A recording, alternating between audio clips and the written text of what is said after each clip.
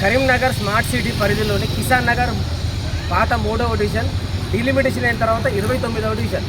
పేరుకు మాత్రమే smart city, అభివృద్ధిలో మాత్రం శూన్యం.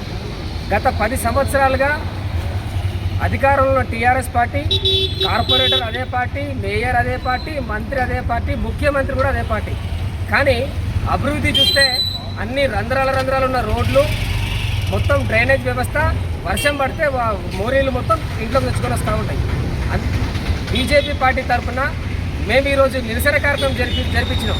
పొర్లు దండాల ప్రోగ్రాం గతంలో 10-15 సార్లు జిల్లా కలెక్టర్ గారికి, అదేవిధంగా మున్సిపల్ కమిషనర్ గారికి ఎన్నిసార్లు వినతి పత్రాలు ఇచ్చినా అభివృద్ధి విషయంలో పట్టించుకోవడం లేదు. కావున బీజేపీ పార్టీ తరఫున మేము ఈసారి ఒక నిరసన కార్యక్రమం పొర్లు దండాల ప్రోగ్రాం పెట్టి ఇకనైనా అధికారులు కళ్ళు తెరిచి మా 3వ డివిజన్లో ఉన్న రిపేర్లో ఉన్న రోడ్లు, మోరీలు అన్నీ నూతనంగా నిర్మించి ఇక్కడ నివసించే ప్రజలకు ఎటువంటి ఇబ్బంది లేకుండా చేస్తారని చెప్పి మనం చేస్తున్నాను. మీ సోముడి వేణుప్రసాద్.